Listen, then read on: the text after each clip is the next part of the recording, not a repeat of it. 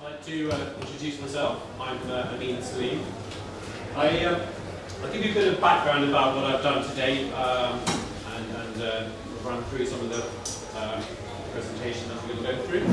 So I'm the founder of an online reverse auction platform which has saved UK consumers about £15 million over many years and became a consumer champion. An online platform that helped. It was all about empowering consumers to, and we were recommended by people like Which Consumer Champion, What Car, recommended by the Sunday Times. We transacted about just over £250 million in orders on the platform, and recommended by lots of online organisations, and reached quite a large audience. But it was specifically aimed at the highest value commodity, which were new cars.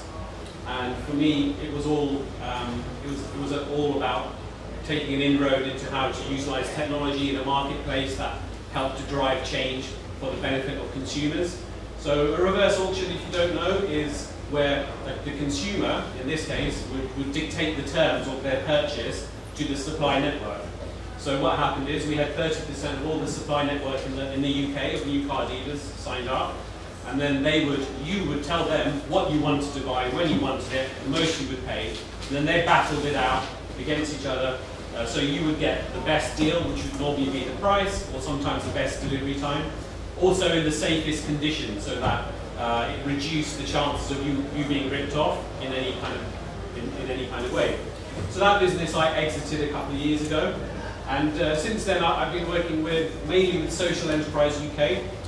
So Social Enterprise UK have about 14,000 members, and to be a social enterprise is quite funny because there's so much synergy between cooperative movement, not-for-profits, and so many third sector organisations that are all trying to do the same, achieve the same end goals, but don't really work together, don't collaborate, because it's quite hard work to do so.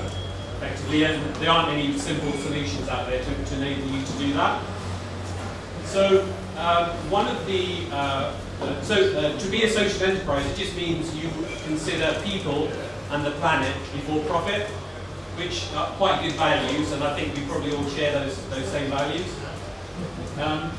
So what Social Enterprise UK, what problem they had quite recently is they had a target set by the Chancellor of trying to spend £1 billion through social enterprises by 2020.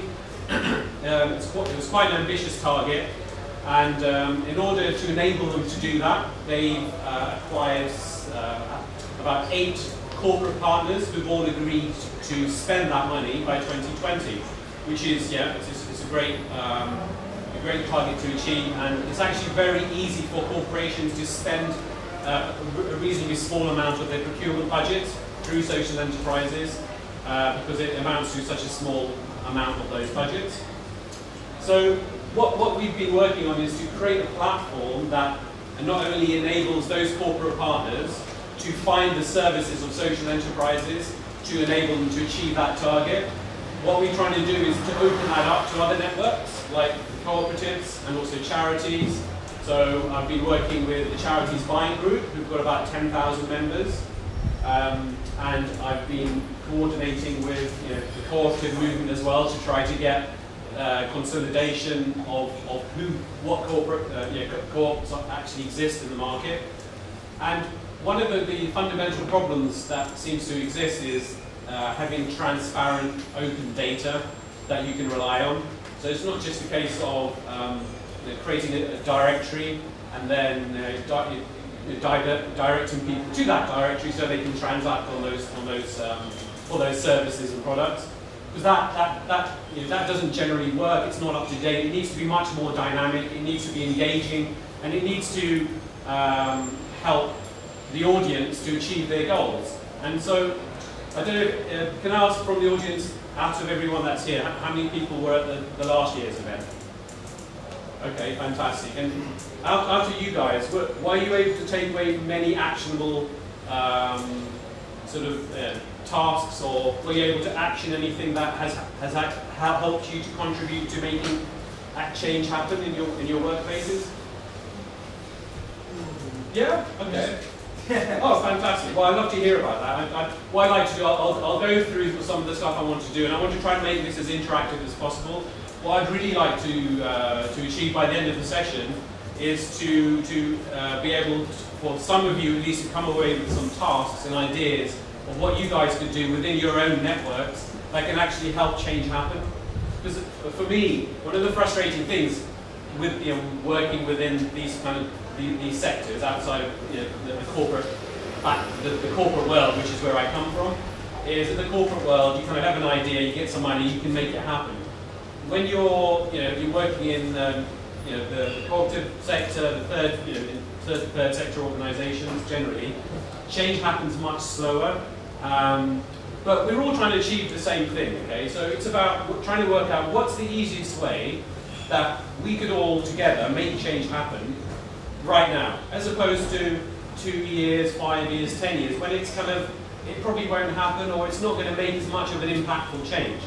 So for me, the obvious thing is, the way the world works, we have to try and think of the problems around how the commercial world works, which is what we're up against. Okay? We represent a tiny speck of the economy, and so how do you make that change happen? I strongly believe it's about making the corporate world have to change around your needs. So between all of us in this room, we all spend money, we all have a lot of power as consumers ourselves individually in everything that we consume, but also the consumption that we make for our organisations that we work with, the partnerships that we take on board. So if you have a think about how powerful it would be if every time you need to make a decision, you are able to rely on the network that exists already of like-minded individuals, not only within the cooperative movement, but in social enterprises, in charities, in third sector organisations. I'm sure you've all you keep coming across great other organisations and projects that are in and around the space that you're in that you probably hadn't heard of before. And part of the problem is people start projects with great initiatives, but they don't have the funds to actually take them to fruition, and run out of funds and they get frustrated, and all that good work amounts to nothing. So it's a case of collaborating together, and every time you need to make that decision in terms of what service you're after or what strategy you might want to take, you want to be able to ask everyone in this room right now. Be like, you mentioned that you came out with something positive that you were able to deliver. Now, it would have probably been easy for you to achieve that goal if you could have literally picked the brains of everyone in this room, potentially. Okay, so that's the kind of general idea of what we've been building. So I've got online. You can get a copy of our roadmap. So we've spent about a year developing the core technology, the core framework that enables you to do a lot of that initial research and procurement. So if you break down everything that you purchase, all services that you ever need as an organisation or an individual, it breaks down to sort of 4 stages. So the research stage, which everyone will go onto Google or you'll go onto alternate search engines. Has anyone ever used Ecosia, the charity, the search engine for trees? Right? You know that. Does anyone else know that? Ecosia? Fantastic. But it's surprising how, even in a room like this with like-minded people, only 20% of the audience has heard of them. So Ecosia is a really good example of how you can empower change to happen very easily with little effort on your part, which is what it's all about. So it's a charity search engine. So it's like using Google, but instead of you using Google, the API is powered by Google. You get exactly the same results, but every time you do a search, every 10 searches you do, they'll plant a tree. Right? So if you're interested in trees and conservation, which you probably are, you're getting the same results. Why would you not use it? Why would you not use Ecosia? It costs you nothing. You get the same results, but you're not only feeling good about yourself, but you know you are having a positive impact. So and they get 30 million unique users to their website every month, and that's powerful stuff. But that's still only 30 million people. We're talking about 7 billion people, obviously, in the world, and perhaps a billion people as a target, all unified together, working towards the same purpose. if they all thought a bit more strategically and used a central source to initiate that search, right? So if everyone used Ecosia as an example to get to power that search, that would have a real positive impact to ecology and the balance of the poor air that we have, just as a simple example. Now, what we've built is an API search, which so it's the same as Google again. So you get your search results as you would do with Ecosia. The second part of that, it also makes data collection much more efficient. So everything that we're building is about saving you time as the user. So not only are you able to get the same results that you would do in Google, but what happens when you're after services, you generally will go into Google, you click on the website, and then if you were after getting a quote for something, you've got to go onto their contact us form, they'll have a form, and then you have to go onto their form, fill in the details. They want some take attachments, some don't take attachments. You'd have to remember what form you filled in, who did you contact, and all of that time is kind of wasted time. Whereas this resolves all of that. So you get your search results, you just click on the ones that look of interest, they go into a short list, it then scrapes all of the contact details in one place, and then you get further information about, oh, are they a sustainable company? You can get whatever information is important to you as an individual purchaser, so that when you get your search results now, what we're trying to do is build this database on top of the Google search results, so on top of their algorithm. Every time you do that search, you will get presented with an ethical supplier, a sustainable supplier, a cooperative that meets that service requirement that you're after. So they get prioritized. So what we want to do is prioritize organizations that offer services or products that benefit society over purely commercial organizations.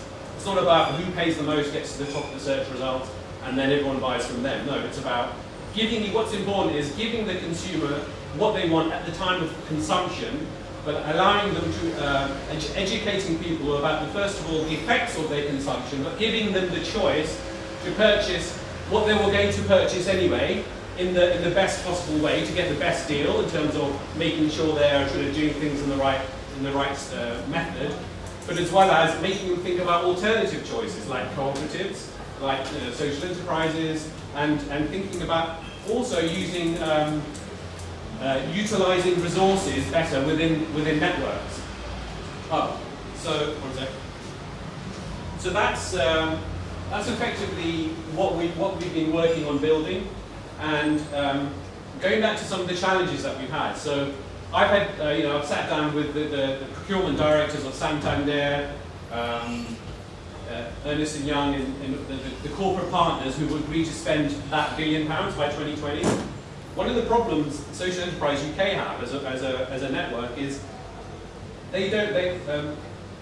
social enterprises themselves, even ones that are signed up to the platform, a lot of them don't have a lot of the resources that they need to market themselves very effectively. They don't know how to be a bit more commercial, so that they can affect more change. So we kind of help to support those services. And one of the positive things that I came out from last year's event was trying to create the largest database that exists for cooperatives in the UK, so that we can start. So what we wanted to start doing is, we're trying to spend. We've got this guarantee to spend. It's at least about £900 million by the end of 2020. And so what we're trying to do is to help those corporate partners to spend as much of that money through social enterprises where they don't exist, is to look at cooperatives. They should be buying from cooperatives, because you guys know the benefits of buying from a cooperative or a social enterprise over a pure commercial organisation. There's so many benefits that exist, that, but there isn't an infrastructure, there isn't anything in place that enables that to happen. So that's effectively, in a nutshell, the first part of what I wanted to talk about with what we're trying to create for Smart Dealmaker and an enterprise hub. Can I just ask, going back to your point, what was the one thing that you kind of were able to action and sort of implement that helped? It was quite a small thing, but it was. I went to a session on digital badges. Yeah. It was really interesting, and we put that into one of our support programs for peer mentoring. So Okay. we go a digital badge to basically identify when people have done something in entry. Yeah. So Fantastic. never Yeah. them. Yeah.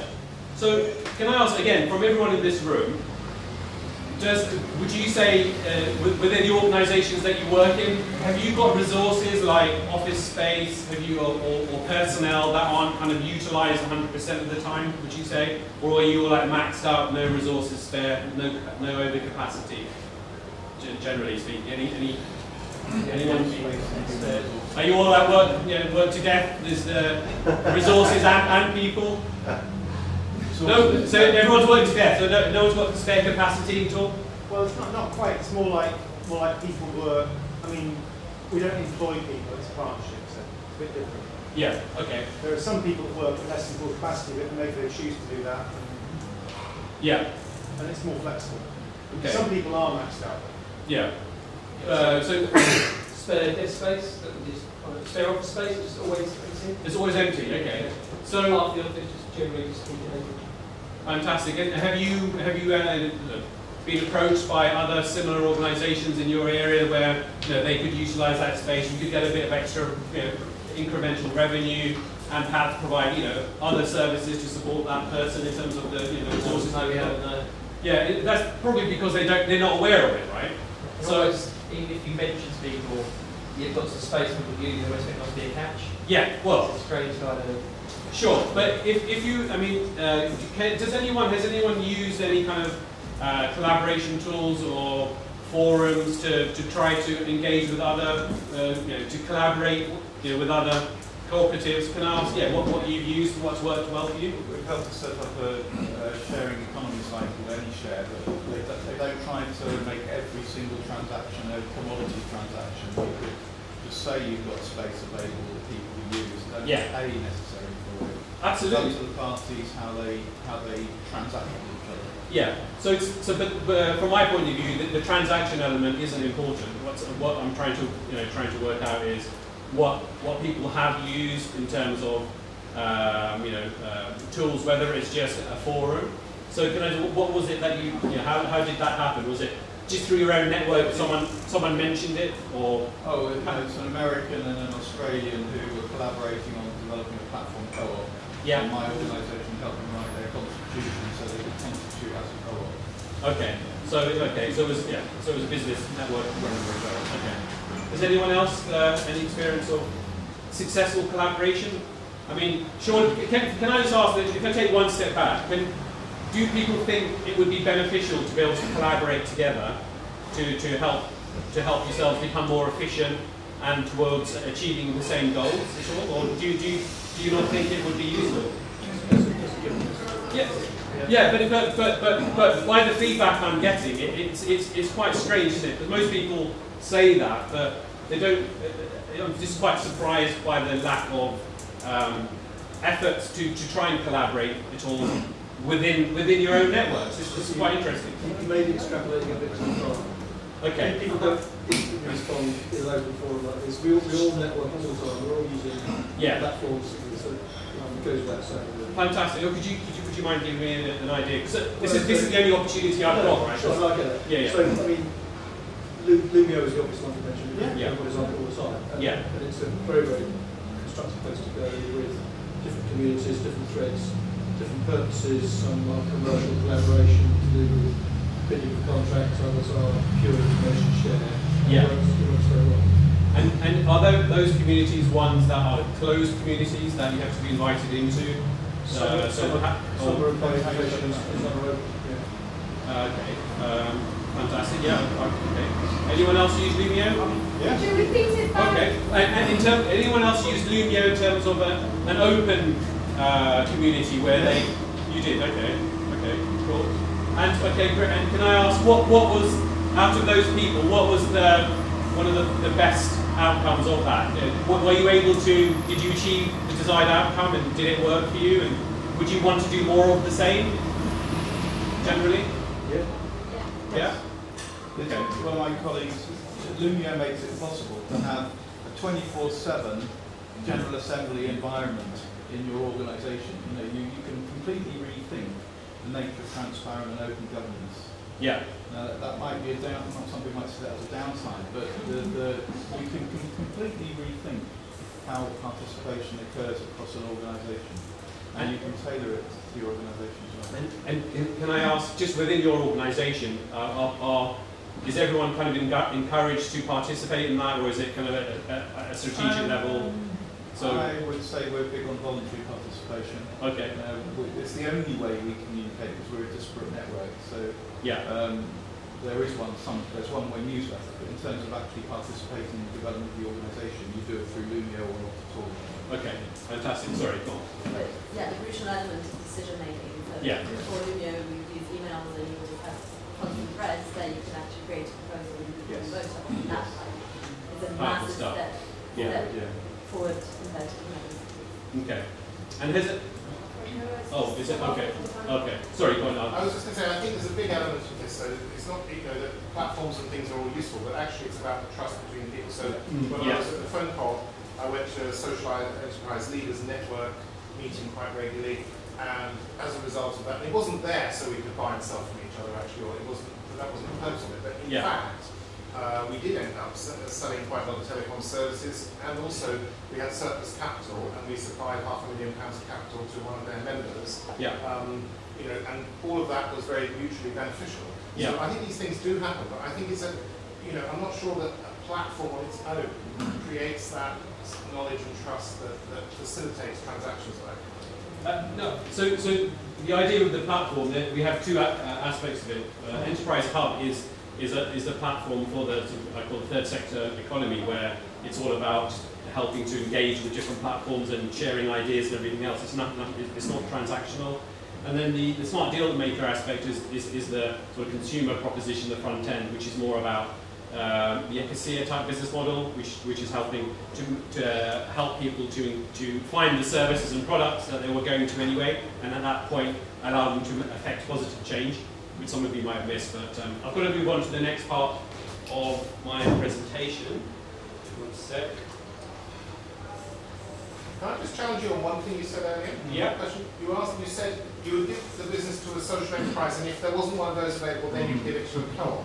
I consider co-ops to be social enterprise. Okay, well, I would say yes. it's the purest form of social enterprise. Yeah. I was really shocked that they seem to be playing second fiddle in your Well, it's a really good point, and governance of what a social enterprise is in terms of Social Enterprise UK as a network is something that is being reviewed at the moment. And but effectively, from Social Enterprise UK's point of view, what is regarded as a social enterprise is an organisation that treats people and the planet before profit, which we probably all agree with those values and can agree upon them. But the other major one is that 51%, I believe, of their profits go back into those causes. So that's the key difference between a purely for-profit organisation and a charity, and then with a cooperative. It means that a privately capitalist organisation that takes 49% of the profits out in a highly extractive way could be deemed to be a social enterprise, whereas a cooperative that returns profits, which is really a price reduction to its members, or a wage increase for its workers, or something like that, would be regarded as not quite so good. And I think that really needs looking. Yes. Well, so, no, I think that's a fantastic point. And actually, if you read our roadmap, that's exactly what we're advocating. So what we're saying is that social enterprises, cooperatives, charities, third sector organisations should all work together so that they can all achieve and win these kind of contracts. And it's only by using and sharing resources to and provide a mechanism, whether it's this platform or whatever it is, to enable that to happen is what will drive that change. Whereas what I've been slightly, I found quite challenging is when you talk to different organisations, they treat those organisations a bit like religion, I think, and everyone thinks their religion is the best religion. And I think what you should, for everyone to achieve the same objectives, which we are seeming to want to do, it's better to take a step back approach and actually think about, well, what do we have in common and how can we achieve the same result? And that's what we're trying to do. So just going back to how we would do that is by making it very simple and empowering a corporation or a small business at the point of when they're looking to acquire the service, any service or any product, give them the same results they would get when they're searching on Google, but so they get that same data, but at the same time there will be a social enterprise or a cooperative or a third sector organisation or any organisation that is a sustainable organisation effectively will be prioritised over purely commercial organisations because they benefit everyone. So that's what we're trying to achieve with what we were trying to do. Yeah, I'll answer that. How do you actually distinguish? How do you, are you clear about the criteria? In your mind, I hear a clear distinction. Yeah. Is it in your is your vision to have that you kind of somehow set out the criteria? Who sets out the criteria? Yeah, well, again, that should be part that. I think that should be opened up to everybody that's participating. It's all about transparency and accountability and. I totally agree. I suspect the devil may be in the detail there. How do you actually organise a collective, not necessarily consensus, but at least crowdsourced, collective sourced approach to defining the criteria? I'd love to pick that. Can we pick that up onto one afterwards and we'll go through that? Please. Yeah. Okay. Perfect. So I'm also the commercial director of OpenGift, and OpenGift is the first open source platform on the blockchain that enables organizations to acquire open source technology in a very, very simple process, effectively. So what we do is you can go onto the website, it's actually operational and live now, so it's not one of these blockchain ideas that might work. We're actually transacting, we've just started taking customers. And so what we do is, so if you've got a problem and you want to utilize open source technology for it, you can just go on there and just specify what problem you're trying to achieve, what your current platform, what your current technology infrastructure is. And then a curator, a project manager, will look at that, inspect it, and then they will post your requirement onto the site. And currently, we've got about 500 developers signed up to our network, but we're also affiliated to lots of other open source networks. So we've got about 30,000 very capable open source developers. And so what they then do is they'll get the project, they'll then break it down into its core component parts of technology that's required to be built, give you an estimate on what the cost would likely be, and what open source existing technology can be utilized to achieve that goal. Then we will give you a target in terms of a bounty, what we call a bounty, of what the cost would be to develop that and make those changes so that you can implement that open source technology to achieve your needs. Say for argument's sake it was £1,000. What we then do is we then go out to the community of potential other organisations that would also benefit from that same technology, and then we market that solution to them and see if there are any other takers who are interested in utilising some or all of that technology. And then so they become co-sponsors, so they then contribute towards that original cost. So if we got just an additional organisation, that cost would be reduced by 50%. So you can see how the cost benefits work very clearly from the client's point of view.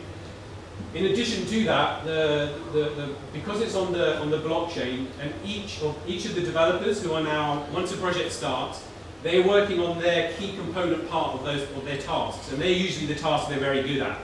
And then every time they've finished their part of the task, it gets peer reviewed by other developers all on the blockchain.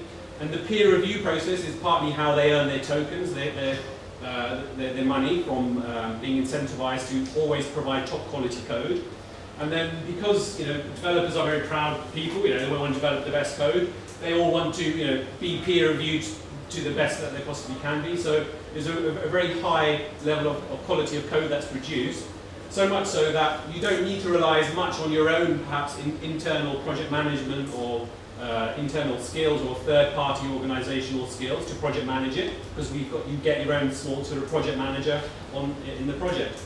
So, and that's effectively what it does. So it enables you to get the solution that you're after, utilize open source technology, and hopefully everybody already understands the benefits of that and why that's good for you and everybody else. But also it reduces the risk of projects going wrong as well. So, you know, because all this already exists, it's going to be much more likely to come out with the outcome that you wanted to, and not end up developing something that doesn't fit the purpose anyway. And more than that, you're also likely to get the code delivered quicker than if it was just pure proprietary software starting from scratch, right? So you get it quicker, you get it cheaper, and you get good quality code. So they're all quite, you know, good salient points, we believe. But yeah, fire away. Yeah, I like the idea very much, but from my experience, the tricky point is that the customer normally don't know what they need.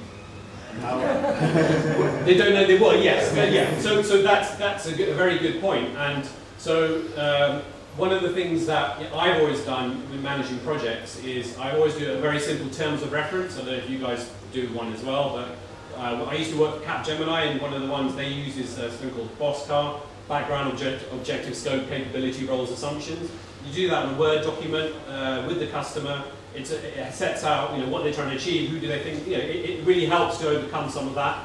And you're right, most projects fail simply because they don't even do a terms of reference and they don't understand what they need. But that's a separate, I think that's a separate, separate point. It's eventually rather for smaller tasks. I mean, big projects, when you go agile and so it's an iterative process, and then maybe you have. This isn't really designed to, you know, build, you know, the next operating system. It works very well for smaller tasks, smaller projects, ones that can be broken down into bite-sized tasks. But for most, you know, it should be quite appealing to cooperatives and social enterprises and to charities, because most of those don't have huge budgets if they're trying to achieve simple things. But more than that, most organisations don't even have the skill sets or the resources to know how to use open source technology. They don't have, and if they did, it's a lot easier for a lot of them to just pay and buy proprietary software because they don't have that skill set. So part of the solution, where there's a bridge between what we're doing in Social Enterprise UK and providing those support services for social enterprise and hopefully cooperatives and charities as well, is to then enable them to think about being able to reduce their costs, operational costs, using everything from ERP Next as an example, which is a really good ERP open source, you know, bit of kit, to all sorts of different solutions that already exist. And if more organisations were again using similar open source technologies, then the collaboration between them all becomes that much easier as well, effectively. A couple of questions. One, how does OpenGIT fund itself? And yeah. two, if the software that you develop has to be run on a server, how do you help the customer with ongoing deployment? Okay. So it's basically, we charge, the business model is it's a pure commercial business, so we charge a percentage of the amount that we save you. So it's between 10 and 50% in terms of the fees that are charged. So we charge you roughly about 10% of the project in terms of the cost of developing the software, if we weren't able to find you an additional co-sponsor to fund the project. If you post a project and we find an additional sponsor, so if you've halved, if you've reduced the cost of developing it even more so, then we charge you a much larger percent of that, of the amount you save, because it works out in your favour. In terms of your second point, how do we... So how do you make sure you're not dumping a piece of software which then, once the server needs its first patch, they don't know what to do?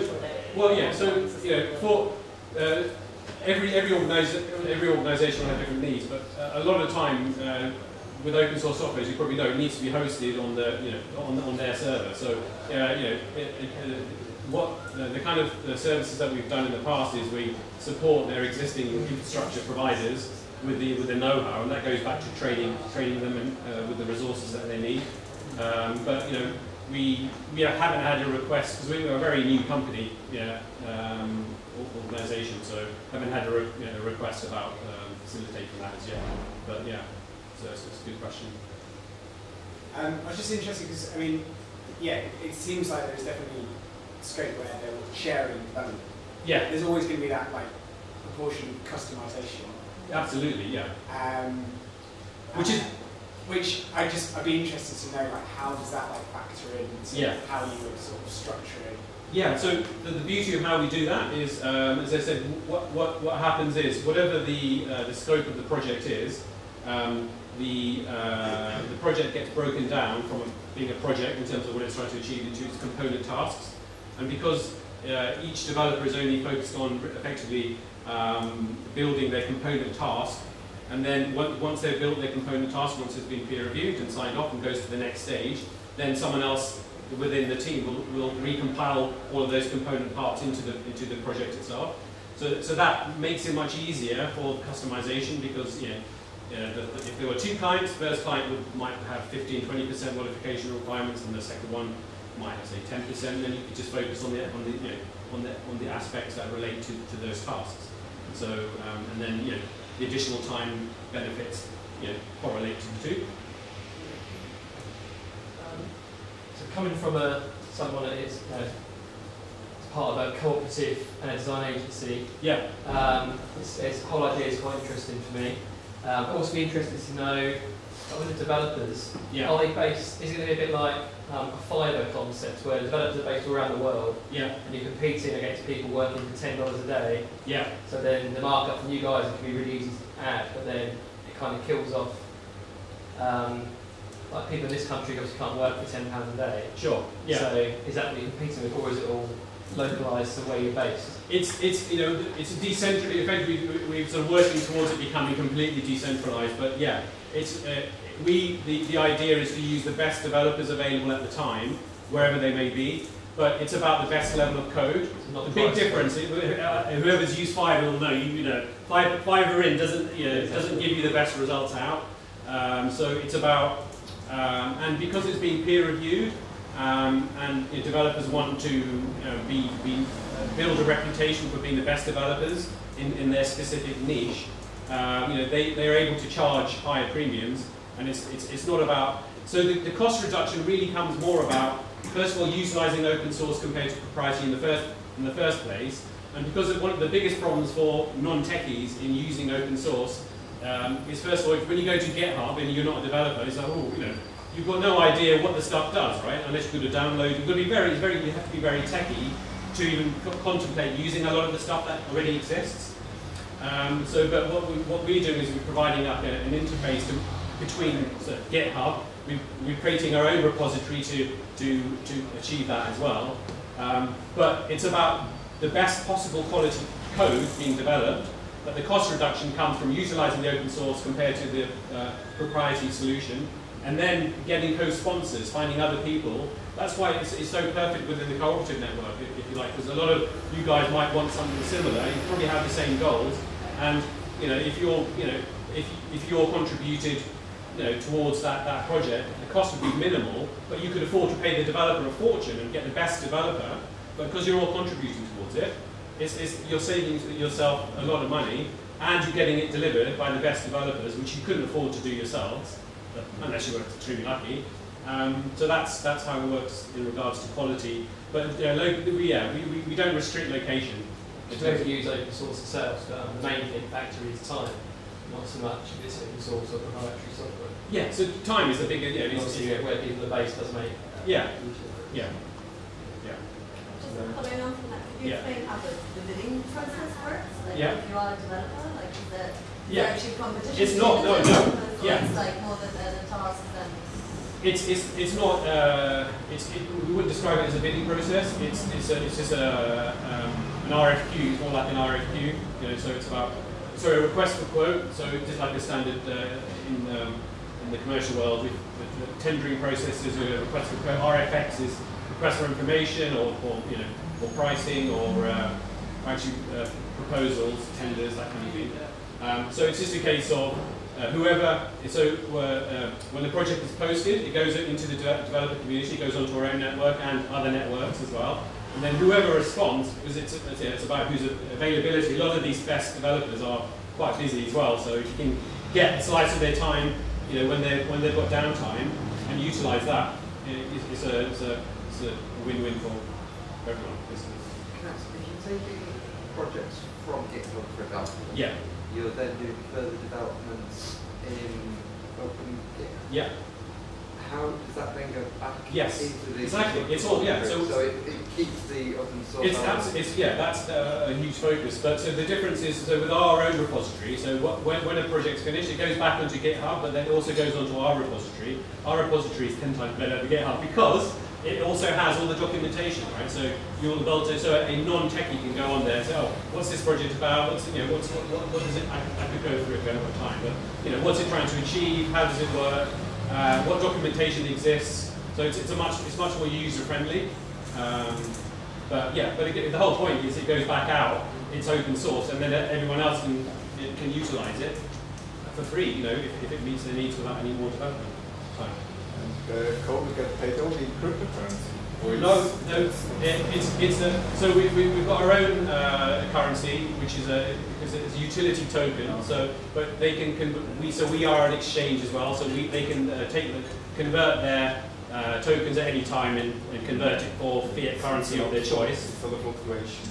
No, we don't want to be a speculative cryptocurrency. We're not a cryptocurrency, so it's a utility token. So the key difference is it's not about speculation or making money. People are using it so that it facilitates the use of the platform, but people can convert their tokens at any time into fiat currency.